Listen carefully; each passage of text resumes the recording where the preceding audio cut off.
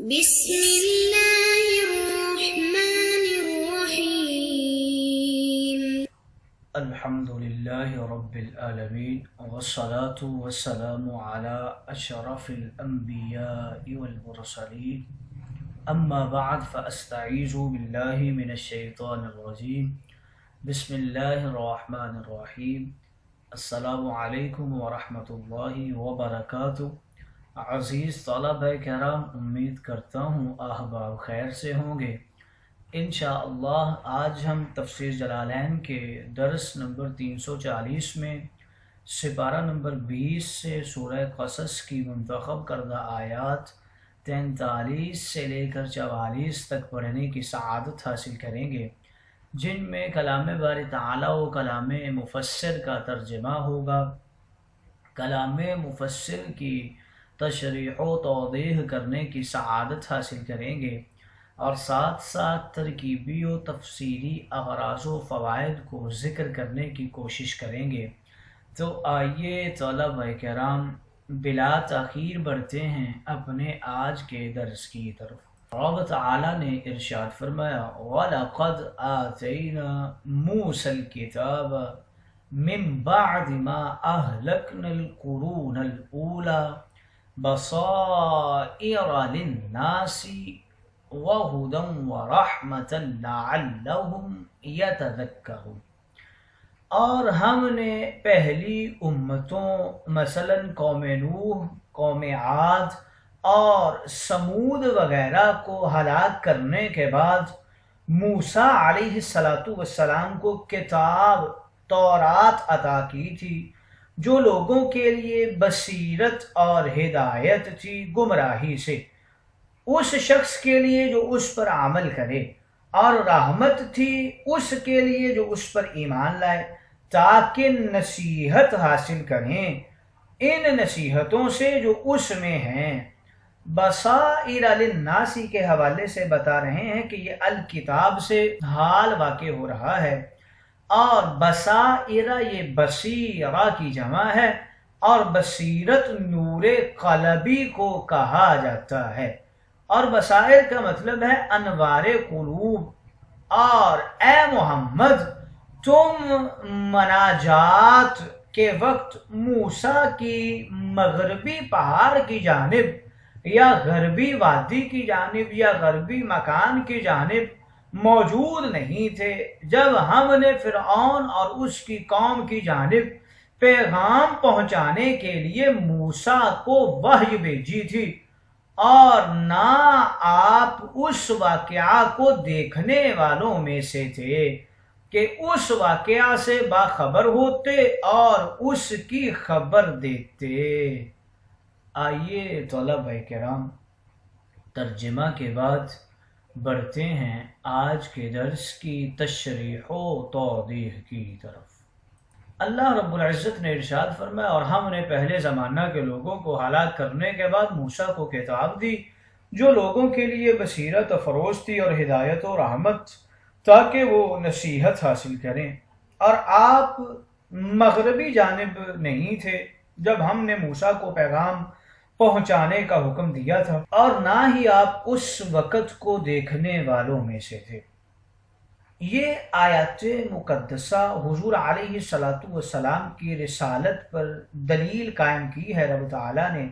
اور قرآن مجید کا معجزہ اور کلام اللہ ہونا بیان فرمایا ہے، کیونکہ ہمارے نبی کریم نے حضرت موسیٰ کی ولادت سے لے کر فرعون کے غرق ہونے تک تمام احوال بیان فرمائے ہیں، اور حضرت موسیٰ اور فرعون کے درمیان کس طرح مکالمہ اور مناظرہ ہوا، کوہ طور پر آپ کے اوپر کس طرح وحی نازل کی گئی، یہ تمام چیزیں حضور علیہ السلام نے بیان فرمائی ہیں۔ حالانکہ آپ موسیٰ علیہ السلام کے زمانہ میں موجود نہیں تھے اور آپ امی تھے، آپ نے یہ واقعات تورات کے اندر نہیں پڑھے، نہ آپ علماء اہل کتاب کی مجلس میں رہے، پھر آپ نے یہ غیب کی خبریں کیسے بیان کر دیں؟ اس کی صرف یہی صورت ہے کہ اللہ رب العزت نے وحی کے ذریعے آپ کو ان خبروں پر مطلع فرمایا تھا، اور یہی آپ کے برحق رسول ہونے کی دلیل ہے۔ اللہ رب العزت نے ارشاد فرمایا، ہم نے پہلے زمانہ کے لوگوں کو ہلاک کرنے کے بعد موسیٰ کو کتاب دی، تو اس سے مراد تورات ہے جس میں فرائض، حدود اور احکام ہیں۔ اس آیت کی تفسیر میں امام حاکم نیشاپوری نے حضرت ابو سعید خدری سے روایت کیا ہے کہ رسول اللہ نے ارشاد فرمایا، اللہ رب العزت نے جب سے تورات کو نازل کیا ہے، اس نے سوا اس بستی کے جس کے لوگوں کو مسخ کر کے بندر بنا دیا تھا، اس نے روئے زمین پر اور کسی قوم یا قرن یا امت پر آسمانی عذاب نہیں بھیجا۔ قرون اولا سے مراد قوم نوح، قوم عاد اور قوم سمود ہیں۔ ایک قول یہ ہے کہ فرعون کو غرق کرنے اور قارون کو زمین میں دنسانے کے بعد ہم نے حضرت موسیٰ کو کتاب یعنی تورات عطا کی۔ پھر فرمایا لعلہم یتذکرون، تاکہ وہ نصیحت حاصل کریں، یعنی بنی اسرائیل فرعون سے نجات پانے کی نعمت کو یاد کریں اور تورات کے احکام پر عمل کریں۔ وما كنت بجانب الغربی اذ قضینا الی موسیٰ الامر، اور آپ طور کی مغربی جانب میں موجود نہیں تھے جب ہم نے موسیٰ کو پیغام پہنچانے کا حکم دیا، یعنی جب ہم نے حضرت موسیٰ کو اپنے امر اور نہی کا مکلف کیا تھا اور ان سے عہد لیا تھا، آپ اس وقت شاہد نہیں تھے، یعنی آپ اس وقت وہاں پر موجود نہیں تھے، لیکن یہ آپ کے رب کی آپ پر رحمت ہے۔ اس کا معنی یہ ہے کہ آپ انبیاء علیہ السلام کے واقعات کے وقت موجود تو نہیں تھے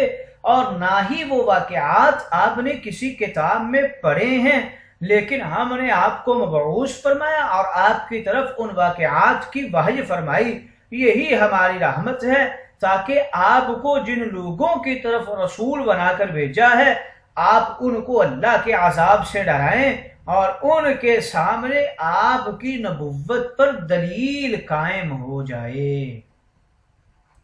بصائر للناس کے حوالے سے بتا رہے ہیں کہ یہ بصیرہ کی جمع ہے جس کے معنی لفظی دانش اور بینش کے ہیں، اور اس سے مراد وہ نور ہے جو اللہ رب العزت نے انسانوں کے قلوب میں پیدا فرمایا ہے، جس سے وہ حقائق اشیاء کا ادراک کرتے ہیں اور حق و باطل میں امتیاز کرتے ہیں۔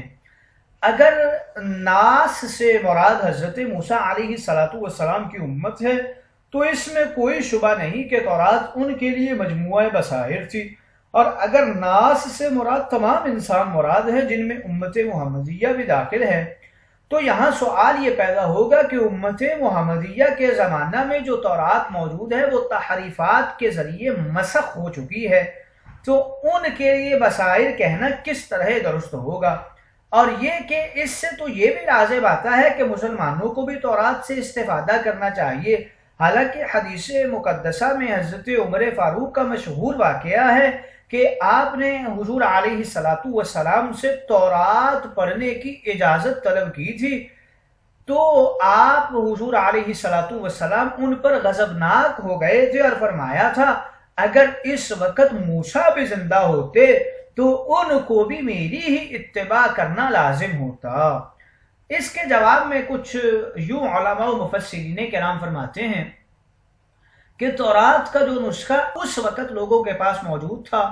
وہ محرف اور مسخ شدہ تھا، اور اسلام کا ابتدائی زمانہ تھا، نزول قرآن کا سلسلہ بھی جاری تھا۔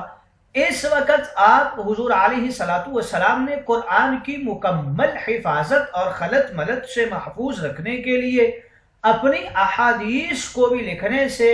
بعض حضرات کو منع فرما دیا تھا۔ ان حالات میں کسی دوسری مسخ شدہ آسمانی کتاب کا پڑھنا پڑھانا ظاہر ہے کہ احتیاط کے خلاف تھا۔ اس سے یہ لازم نہیں آتا کہ تورات کا مطلقاً پڑھنا اور مطالعہ کرنا منع ہے۔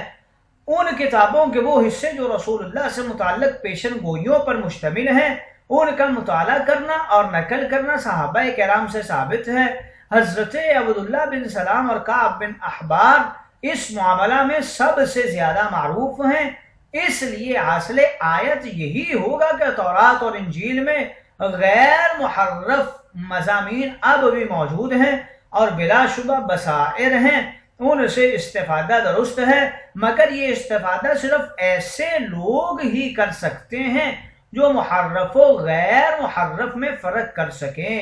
عوام کو اس سے اجتناب ضروری ہے، کہیں وہ کسی غلط مغالطہ میں نہ پڑ جائیں، اور یہی حکم ان تمام کتابوں کا بھی ہے جن میں حق و باطل کی آمیزش ہو کہ عوام کو ان کے مطالعہ سے پرہیز کرنا چاہیے، لیکن علماء ماہرین اور متبحرین کے لیے کوئی مضاحکہ نہیں ہے۔ وما كنت بجانب الغربی، یعنی کوہ طور پر جب ہم نے موسیٰ کو ہم کلامی کا شرف بخشا اور انہیں وحی اور رسالت سے نوازا، تو اے محمد آپ وہاں موجود نہیں تھے اور نہ یہ منظر دیکھنے والوں میں سے تھے، بلکہ یہ غیب کی وہ باتیں ہیں جو ہم نے وحی کے ذریعے آپ کو بتلائی ہیں، جو اس بات پر دلیل ہے کہ آپ پیغمبر برحق ہیں، اس لیے کہ نہ تو آپ نے یہ باتیں کسی سے سیکھی ہیں اور نہ ہی خود ان کا مشاہدہ کیا ہے۔ آئیے طلبہ کرام تشریح و توضیح کے بعد بڑھتے ہیں اغراض و فوائد کی طرف۔